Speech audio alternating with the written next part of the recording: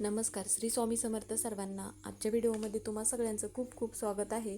स्वामी तुम्हा सगळ्यांना कायम सुखी ठेवो ही स्वामीचरणी प्रार्थना करते आणि आजच्या व्हिडिओला सुरुवात करते. तर आजचा व्हिडिओ असा आहे की आता 15 एप्रिलला स्वामींची पुण्यतिथी आहे. तर आत्ताच श्री स्वामी समर्थ यांचा प्रकट दिवस झाला आहे, म्हणजेच की मार्च महिन्यामध्ये. तर आता स्वामी महाराजांची पुण्यतिथी असल्यानिमित्तामुळे आता जर तुम्हाला स्वामींच्या प्रकट दिनापर्यंत काही सेवा उपाय करणं शक्य झालं नसेल तर तुम्ही स्वामींच्या पुण्यतिथीच्या दिवशी पण तुम्ही ही सेवा करू शकता. तर आता स्वामींची पुण्यतिथी 15 एप्रिल वार आहे बुधवार, तर या दिवशी आहे. त्यामुळे तुम्ही स्वामींच्या पुण्यतिथीपर्यंत औदुंबराला कधीही एक वस्तू आपल्याला अर्पण करायचं आहे. आता स्वामी महाराजांची कृपा तुमच्यावरती कायम राहावी, तुमची एखादी कठीण इच्छा आहे ती इच्छा पूर्ण व्हावी म्हणून औदुंबर वृक्षाला आपल्याला एक वस्तू अर्पण करायचं आहे. आता औदुंबर हे जे नाव आहे तर ते जर आपण घेतलं तर सगळ्यात अगोदर आपल्याला श्री गुरुदेव दत्त हे आठवत असतात, कारण की दत्तगुरूंचे नाव घेतल्यानंतरच आपल्याला मग औदुंबराचं वृक्ष जे आहे तर त्या वृक्षाखाली श्री गुरुदेव दत्त यांचा वास असतो असे म्हटले जाते. त्यामुळे आपल्याला काय करायचं आहे, पुण्यतिथीपर्यंत जर तुम्हाला पुण्यतिथीपर्यंत ही वस्तू अर्पण करणं शक्य नाही झालं तर तुम्ही पुण्यतिथीच्या दिवशी पण ही वस्तू अर्पण करू शकता. तर त्यासाठी आपल्याला काय करायचं आहे, आता तुमच्या घरातील मुलामुलींचे विवाह जुळून येत नसतील किंवा घरामध्ये पैसा टिकून राहत नसेल किंवा घरामध्ये इतर काही समस्या असतील, तर कोणत्याही समस्या असतील तर त्यासाठी तुम्ही हा उपाय आवर्जून करायचा आहे. तर हा उपाय फक्त आपल्याला 12 ते 12:30 या वेळेमध्ये आपण कोणत्याही सेवा करत नाही, हे तर सगळ्यांना माहितीच आहे. कारण की ही वेळ जी आहे तर श्री गुरुदेव दत्त यांच्या भिक्षेची वेळ असते. त्यामुळे ही वेळ सोडून इतर वेळेमध्ये आपण सेवा करायचं आहे. तर त्यासाठी आपल्याला एक तांब्या भरून पाणी घ्यायचं आहे. त्यामध्ये आपल्याला 2 थेंब गंगाजल टाकायचं आहे, थोडंसं कच्चं दूध टाकायचं आहे, थोडीशी हळद टाकायची आहे आणि आपला गुरुग्रह बळकट व्हावा म्हणून आपल्याला हळद टाकायची आहे. आणि माता लक्ष्मीला पण हळद अत्यंत प्रिय असते, हे तर सगळ्यांना माहितीच आहे.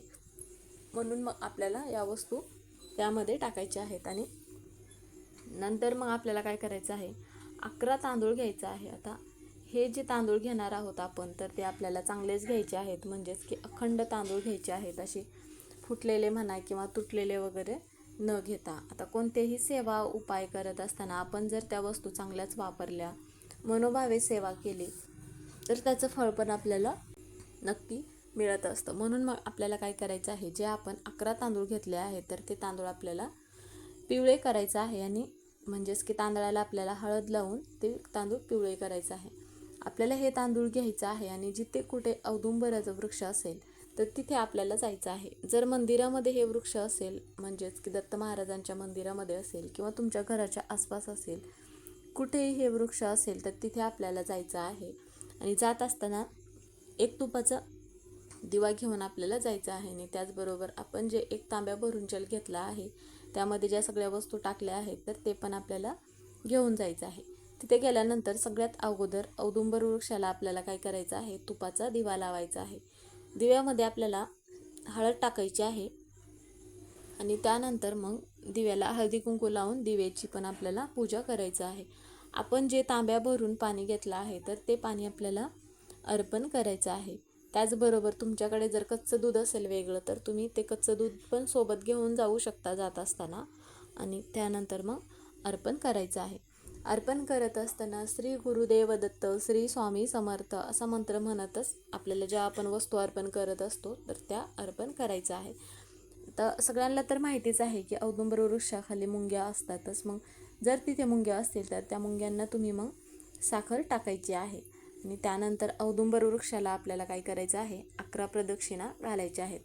प्रदक्षिणा घालत असताना दिगंबरा दिगंबरा श्रीपाद वल्लभ दिगंबरा असा मंत्र तुम्ही म्हणू शकता, किंवा मग तुम्ही श्री गुरुदेव दत्त, श्री स्वामी समर्थ हा मंत्र म्हटलात तरीही चालेल.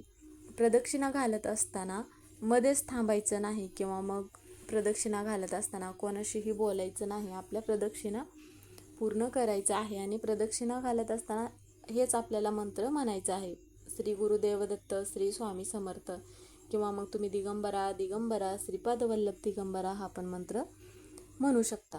नंतर आपल्याला औदुंबर वृक्षाच्या खोडावरती डोकं टेकवायचं आहे. तुमची जी पण काही इच्छा असेल, आता त्यामध्ये घरामध्ये पैसा येत नाही किंवा आलेला पैसा टिकून राहत नाही, घरातील मुलामुलींचे विवाह होत नाहीत किंवा संतान प्राप्ती होत नाही, जे पण काय असेल त्याबद्दल मग आपल्याला सांगायचं आहे आणि प्रार्थना करायचं आहे. औदुंबर वृक्षाखाली मग ज्यावेळेस आपण प्रदक्षिणा घालून झाल्यानंतर थोडा वेळ आपल्याला तिथे बसायचं आहे आणि औदुंबर वृक्षाखालीची जी माती असते तर ती थोडीशी माती आपल्याला घ्यायची आहे आणि मग ती माती आपल्याला घरी घेऊन यायचं आहे. आता असा जो हा उपाय आहे तर हा उपाय केल्यानंतर तिथेच आपल्याला बसून मग काय करायचं आहे, औदुंबर वृक्षाखाली बसून आपल्याला श्री गुरुदेव दत्त श्री स्वामी समर्थ हा जो मंत्र आहे तर 108 वेळा म्हणायचा आहे. मंत्र म्हणून झाल्यानंतर औदुंबर वृक्षाखाली माती असते तर तिथली माती आपल्याला थोडीशी काय करायचं आहे, घरी घेऊन यायचं आहे. घरी येत असताना मग आपल्याला मध्येच कुठेही रस्त्यामध्ये थांबायचं नाही किंवा कोणाच्याही घरी चुकूनही जायचं नाही. तर बऱ्याच वेळा असा प्रश्न पडतो की जर एखाद्या घरामध्ये संतान प्राप्ती होत नसेल तर असे म्हटले जाते की स्वामींच्या पुण्यतिथीच्या दिवशी म्हणा किंवा पुण्यतिथीपर्यंत जर तुम्ही गुरुचरित्रामधील 22वा अध्याय पठण जर केलात तर मग तुमच्या घरामधील संतान प्राप्ती होण्यासाठी मदत होऊ शकते. त्याचप्रमाणे आपल्या घराची म्हणा किंवा मुलांची प्रगती होण्यासाठी गुरुचरित्रामधील 18वा अध्याय आपल्याला पठण करायचं आहे. जी आपण माती आणली आहे घरी तर ती माती आपल्याला काय करायचं आहे, सगळ्यात अगोदर देवघरामध्ये ठेवायचं आहे आणि त्या मातीला आपल्याला हळदी कुंकू अर्पण करायचं आहे, पूजा करायचं आहे मातीची, देवघरामध्ये दिवा प्रज्वलित करायचा आहे आणि मग आपल्याला एक मंत्र म्हणायचा आहे, श्री गुरुदेव दत्त श्री स्वामी समर्थ असा जो मंत्र आहे तर तो मंत्र म्हणायचा आहे. आणि ती जी माती आहे तर ती माती दिवसभर आपल्याला देवघरामध्येच ठेवायचं आहे आणि दुसऱ्या दिवशी आपल्याला काय करायचं आहे, ती माती आपल्याला तिथून उचलायचं आहे. देवपूजा करत असताना ती माती तिथून उचलल्यानंतर आपल्या घरामध्ये म्हणा झाडं वगैरे असतात तर त्या झाडांना तुम्ही ही माती टाकू शकता. कारण की काय होतं, आपण काही सेवा उपाय करत असतो तर विशेष जे दिवस असतात तर त्या दिवशी आपण केले तर त्याचं फळ आपल्याला नक्की मिळत असतं. त्याचप्रमाणे आता स्वामींची पुण्यतिथी असल्यामुळे स्वामी महाराजांना तुम्ही एखादा पदार्थ गोडाचा बनवू शकता नैवेद्य म्हणून किंवा स्वामी महाराजांना ज्या वस्तू प्रिय आहेत त्या अर्पण करू शकता. तुमच्याकडून ज्या पण काय स्वामी महाराजांच्या सेवा घडणं शक्य होत असेल तर ते स्वामी महाराजांच्या पुण्यतिथीपर्यंत आवर्जून करायचं आहे, जेणेकरून त्या काही समस्या असतील तर त्या समस्या दूर होतात. त्याचप्रमाणे श्री स्वामी चरित्र सारामृत हा ग्रंथ तर सगळ्यांनाच माहिती आहे, तर या ग्रंथाचं तुमच्याकडून पारायण करणं शक्य झालं तर आवर्जून पारायण करायचं असेल तर बऱ्याच जणांनी 7 दिवसाची सेवा म्हणा किंवा 5 दिवसाचे पारायण चालू केलेच असेल किंवा करणार असतीलच. पण ज्यांना काहीच शक्य होत नसेल त्यांनी मग या सेवा केल्यात किंवा असे काही जे उपाय आहेत तर हे उपाय जरी केलात तर तुमची कोणतीही इच्छा असेल तर ती इच्छा पूर्ण होते आणि स्वामी महाराजांची कृपा ही तुमच्यावरती कायम राहत असते. असे म्हटले जाते की आपण मनोभावे कोणतीही सेवा केली तर स्वामी महाराज आपली ती इच्छा नक्की पूर्ण करतात. त्यामुळे तुमच्याकडून ज्या सेवा घडणार आहेत किंवा जे कोणते तुम्ही उपाय करणार आहात त्यामध्ये सगळ्यात महत्त्वाची सेवा म्हणजे श्री स्वामी समर्थ नामाचा जप. तर ही सेवा तुम्ही सगळ्यात मनोभावे करायचं आहे. ही सेवा केल्यानंतर कधीही कोणत्या गोष्टींची कमतरता तुम्हाला भासणार नाही. त्यामुळे मग असे जे हे उपाय आहेत तर स्वामींच्या पुण्यतिथीपर्यंत तुमच्या घरामध्ये ज्या समस्या असतील त्यासाठी हा उपाय आवर्जून करायचा आहे. तर व्हिडिओ इथेच संपला. व्हिडिओ कसा वाटला कमेंट करून नक्की सांगा. कमेंटमध्ये श्री स्वामी समर्थ किंवा मग श्री गुरुदेव दत्त हे लिहायला विसरू नका.